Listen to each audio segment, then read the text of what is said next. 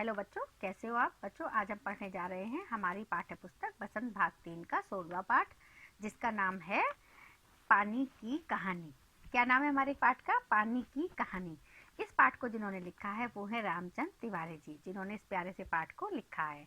इस पाठ में बच्चों उन्होंने पानी यानी पानी की जो बूंद है उसका मानवीकरण किया है। पानी की कहानी है ये पूरा पाठ हमारा, कि कैसे पानी, किस तरह से पानी हमारी धरती पर किस तरह आया। इन्होंने उसका पूरा रासायनिक क्रिया क्या होती है, कैसे भाप बन जाता है, फिर से बारिश बन के आ जाता है, उसका पूरा बहुत प्यारा सा चित्रण करके पानी की कहानी हमें सुनाई है। तो चलो पाठ शुरू करते हैं। प्यारा सा पाठ है। इसमें जैसे मैंने आपको बताया, पाठ के लेखक कौन है? रामचंद्र तिवारी जी। लेखक ने पानी की बूंद का मानवीकरण किया है।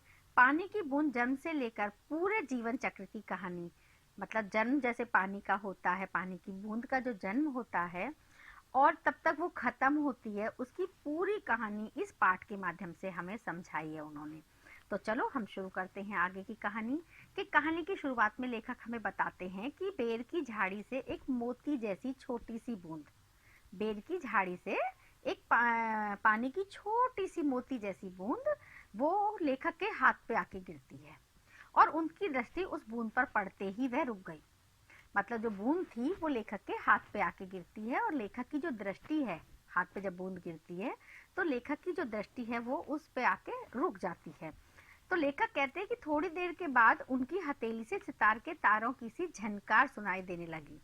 उनको ऐसा लगा जैसे उनकी हथेली जो है उस पर से सितार के तारों की झनकार सुनाई दे रही है। ध्यान से देखने पर लेखक को मालूम हुआ कि वह पानी की बूंद दो भागों में विभाजित हो गई, यानी वो दो भागों में बट रही है पानी की बूंद, और वे दोनों हिल हिल कर जैसे एक स्वर उत्पन्न कर रही है। मतलब पानी जब ऐसे सड़क के बूंद दो बूंद भागों में बढ़ जाता है तो जैसे उनमें एक झनकार सुनाई दे रही है।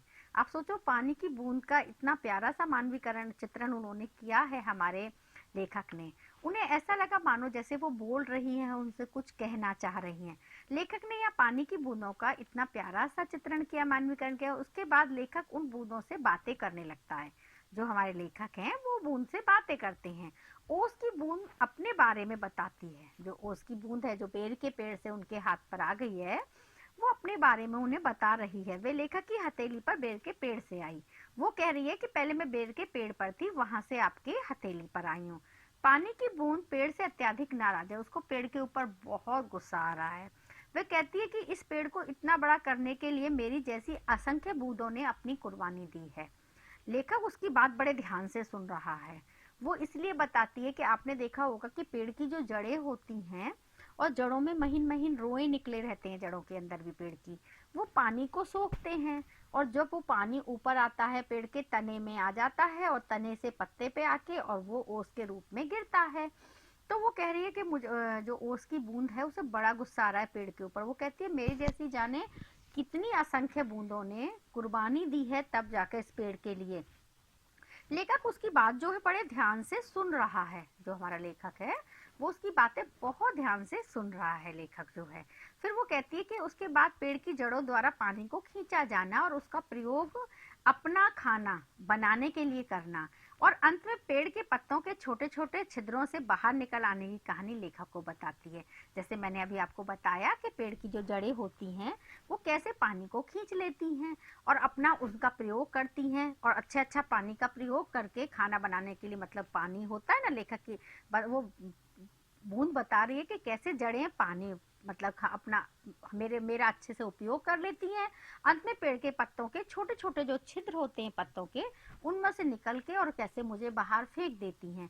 तो वो अपनी ये कहानी किसको बता रही है? लेखक को बता रही है बूंद ये कहानी। और साथ में वो ये भी बताती है कि सूरज के ढल जाने के कारण अब वह भाप बनकर उड़ नहीं सकती, इसलिए वह सूरज के आने का इंतजार कर रही है। क्योंकि बूंद तब तक तो भाप बन के नहीं उड़ेगी जब तक सूरज नहीं आएगा। तो वो अपनी पूरी, यहाँ पे देखो पानी का कितना अच्छा मानवीकरण लेखक ने किया है बूंद के माध्यम से। कि बूंद कह रही है कि मतलब उसको गुस्सा भी बहुत आ रहा है। बूंद को गुस्सा इसलिए आ रहा है कि कैसे पेड़ पहले मेरा उपयोग करता है और हम कितनी कुर्बानियां उन पेड़ों के लिए देते हैं, लेकिन जैसे ही वो हमारी जरूरत खत्म हो जाती है तो वो कैसे हमें निकाल के बाहर फेंक देते हैं। जो हमारी जो अच्छी चीज़ें होती हैं उसको वो ले लेते हैं, और बाकी का जो पानी होता है वो पत्तों के रोम छिद्र से ओस के रूप में बाहर आके गिर जाता है। तो उसको बूंद को गुस्सा भी आ रहा है, और वो कह रही है कि मैं अभी कहीं जा भी नहीं सकती, मुझे एक स्थान चाहिए सुरक्षित, क्योंकि सूरज के ढल जाने के कारण वह अब भाप बनकर उड़ तो सकती नहीं है, सूरज ढल चुका है। क्योंकि जब सूरज उदय होता है तभी वो भाप बन के उड़ जाएगी और खत्म हो जाएगी, उसका अस्तित्व समाप्त हो जाएगा फिर से। लेकिन वो कह रही है तब तक तो उसे कोई जगह ऐसी चाहिए जहां वो कुछ क्षण आराम कर ले। यहाँ बूंद कुछ क्षण चैन से आराम करना चाहती है। वो कहती है इसलिए वह सूरज के आने का इंतजार कर रही है, वो लेखक से बातें कर रही है। ऐसा मानवीकरण लेखक ने उस बूंद के साथ किया है कि वो किस तरीके से बातें कर रही है लेखक से। लेखक उसे आश्वासन देता है कि वह अब सुरक्षित है, अब उसे कुछ भी परेशानी नहीं होगी।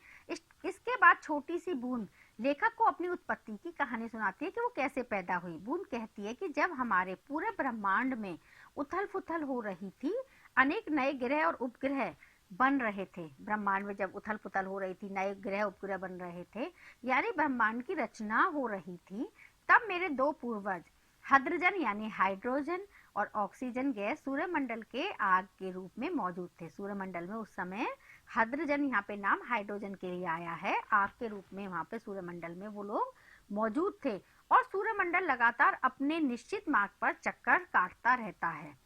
जो सौरमंडल है वो लगातार अपने निश्चित मार्ग पर चक्कर काटता रहता है। तो यहाँ बूंद बताती है अपनी कहानी। लेकिन एक दिन क्या होता है, अचानक से जो ब्रह्मांड में बहुत दूर से सूर्य से भी लाखों गुना बड़ा एक प्रकाश पिंड, मतलब चमकता हुआ एक पिंड, प्रकाश पिंड दिखाई पड़ता है। मतलब एकदम जो प्रकाश पिंड है वो दिखाई पड़ता है। यह पिंड बड़ी तेजी से सूर्य की ओर बढ़ रहा था। बूंद अपनी कहानी बता रही है कि कैसे एक अचानक से सूर्य से भी लाखों गुना बड़ा प्रकाश पिंड दिखाई दे रहा था, और वो प्रकाश पिंड जो था बड़ी तेजी से सूर्य की ओर बढ़ रहा था। इतनी कहानी वो अपनी लेखक को बता रही है। तो बच्चों, प्यारा सा और बड़ा सा पाठ है ये पानी की कहानी। इतनी कहानी पानी की हम इस पाठ में पढ़ेंगे, इससे आगे कहानी इससे अगले पाठ में पढ़ेंगे। इस पाठ को ध्यान से पढ़ना, क्योंकि बहुत अच्छे से समझने वाला पाठ है बच्चों ये। तो पुस्तक में इसकी रीडिंग अच्छे से करना, वीडियो को ध्यान से सुनना। आज की क्लास में इतना ही। बाय बाय बच्चों।